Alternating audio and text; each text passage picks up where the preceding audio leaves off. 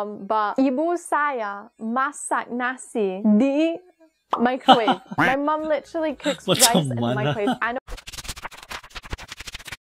Assalamualaikum sampurasun kumaha damang good people. Sarang wilujeng sumping ke channel Abdi, saya BDT dari Borneo Sabah akan menemani teman-teman semua di dalam episode reaction kali ini.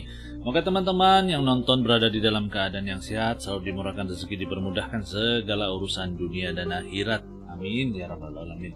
Hari ini guys saya akan buat sebuah reaction daripada Alana Dun semua guys. Ojo lali di subscribe channel yang saya react. Pertimbangkan untuk subscribe channel saya good people. Saya sangat hargai sokongan dan dukungan yang kalian berikan buat channel kecil ini untuk berkembang.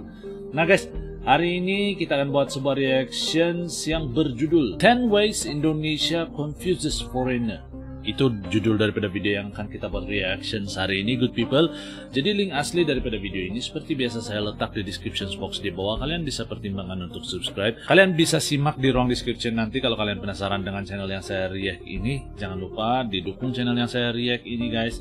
Nah, dan tanpa buang-buang waktu lagi, mari sama-sama kita nonton isi kandungan daripada video ini seperti apa. Let's go. 1, 2.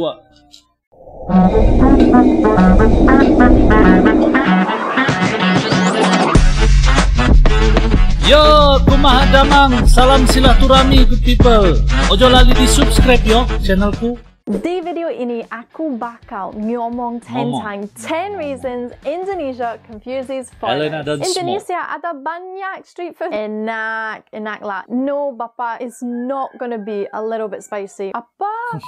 Number 1, nasi campur. Nasi campur guys. Aku sangat suka makan nasi campur, tapi Bule get very confused about nasi campur because they don't know what anything is. If they go to local warung and want to makan nasi campur, they don't know what anything says. There's no English signs. Often, not many people can speak English and explain it to them, so they're looking at everything like, what on earth is going on? And they don't get any help from anyone, and they're just really confused. So oftentimes, they just go somewhere where they can have an English menu. But if they had a little bit of help, a little bit of guidance, guys, message me about anything to do with nasi campur, boleh ya, no problem. Tapi for the average foreigner, it just confuses them. Personally, aku sangat suka makan nasi campur. Setiap hari aku suka makan nasi campur. Number 2, the money. The money really confuses foreigners because your money is so big, like ₦1,000,000 rupiah. To be a millionaire in Indonesia is 60 pounds. 60 pounds in the UK will not get you very far. Obviously in Indonesia, like ₦1,000,000 rupiah is going to get you loads.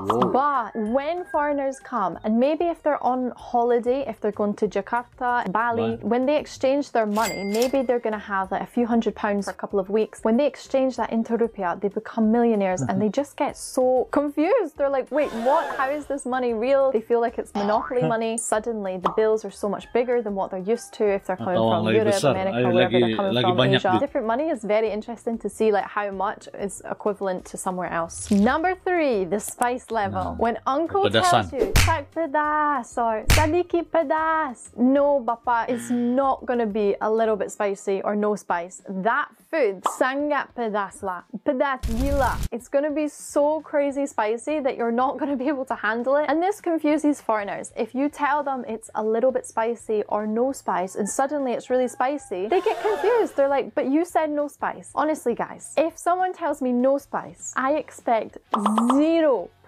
spice. I expect negative spice in that food. So when it becomes spicy in my mouth and there's a party going on in my mouth, I get a little bit confused. Tapi now saya belajar that sedikit pedas in Indonesian to foreigner is a lot of spice. Tak pedas, still gonna be a little bit of spice. All right, you get it guys? So now foreigners, you can understand the spice level di Indonesia. Number 4, street food. Street food can confuse foreigners because Indonesia ada banyak street food lah. There's so much street food on offer that foreigners just get overwhelmed, but they also get confused because if there's no signs in English, they look at like gado-gado and they're like, what on earth is gado-gado? They look at pisang goreng and they think, what is pisang goreng? They should really just Google it, right? Or you guys can watch my videos. But if it's their first time in Indonesia, I think it can be a little bit overwhelming and there's all these different stalls. But if you're a foreigner coming to Indonesia, my advice to you is just go for it. Just try everything. Obviously, if you have dietary requirements, maybe learn in Bahasa Indonesia how to say like no peanuts, which I think is tidak kacang. Tidak kacang di sini, something like that. Overall, guys, you gotta push yourself out there. You gotta try all the Indonesian street food because there's so much on offer, and enak lah. It's so delicious. Number 5. The language. Bahasa. Of course, the language confuses foreigners. Even for me, saya boleh bercakap di bahasa Melayu, tapi di Indonesia, saya tidak bercakap di bahasa Indonesia. It's very difficult for me to speak Indonesian. I learned bahasa Melayu first, so it's much easier for me to speak Malaysian. But when I come to Indonesia, I have to start switching words. Saya to aku, selamat tengah hari to selamat siang. So many things. Cuba to coba. There's so many subtle differences in the Indonesian language, and more so when I do TikTok live or YouTube live, when people type in Malay, I can understand, but when you type in Indonesian, and on top of that, you use like text talk Indonesian where the words are like so short, I look at it and I'm like, what on earth does that say? Aku mau belajar lagi ya. Like, I will hopefully, inshallah, learn more, okay? Give me some time. Aku coba lah, okay? Number 6, that would be the spray gun in the bathroom. Spray gun. So I think most foreigners, when they come to Indonesia, when they see the spray gun, they think, oh, this is just for like cleaning the toilet, cleaning the bathroom. What a great idea. Little do they know, it's actually for cleaning themselves. Like in the UK, in Europe, we just don't have this. I think in France, they have like a bidet. And I think,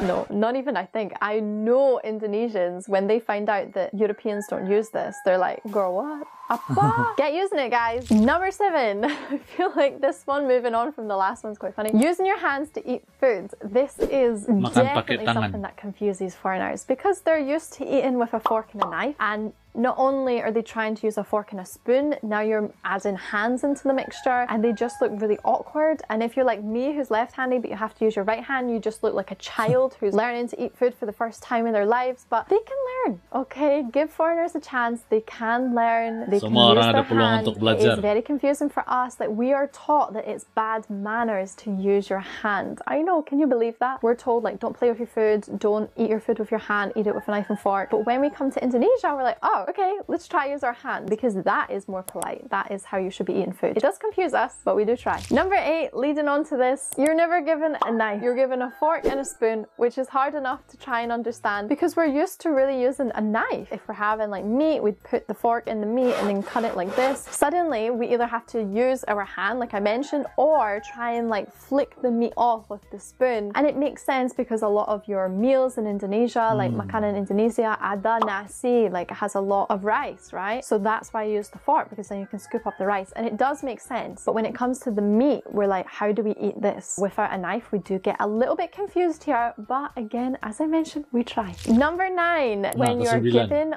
hot water instead of cold water when you ask for water in a restaurant. So if you're asking just for like maybe a glass of water rather than like a bottle of water, and they give you like hot water, I'm like, what's going on here? Like, we always would expect like cold water, like even with ice cubes, or what we could also get is room temperature maybe in Europe, but we don't really like that. We much prefer cold water. But here, if you just ask for normal water, perhaps they would bring you hot water, which is a little bit confusing for us. We're like, oh, okay, do we need a tea bag? Are we gonna have some tea? Like, no, girl, you're just gonna drink your hot water. Enjoy. And I'm like, oh, no lemon? Like, maybe we'd have hot water with lemon, but just hot water. Boleh, okay. Number 10, rice cookers. I know what you're thinking, but rice cookers actually really confuse us foreigners. We just don't really have them. Like, I certainly don't have a rice cooker at home. I don't know many Europeans that actually have a rice cooker. We're used to actually cooking rice, wait for it, on the stove. I know, we cook rice on a stove with a pan, and even worse, my mom, I'm sorry to out you, mom, but ibu saya masak nasi di microwave. My mum literally cooks rice in the microwave. I know what you're thinking, guys. I know what you're thinking. I know what I'm thinking. But it's true. My mum genuinely sometimes uses the microwave. We don't have a rice cooker, and I just don't know a lot of Europeans who do have a rice cooker. If you like this video, don't forget to watch this video here when I talk about 10 weird habits I've adopted living in Indonesia. Jangan lupa follow IG dia juga, guys. Jadi, nah, itulah penjelasan 10 ways Indonesia mengelirukan para foreigner. Jadi memang ada yang masuk akal juga, tapi itulah, semua ada ruang untuk belajar kan.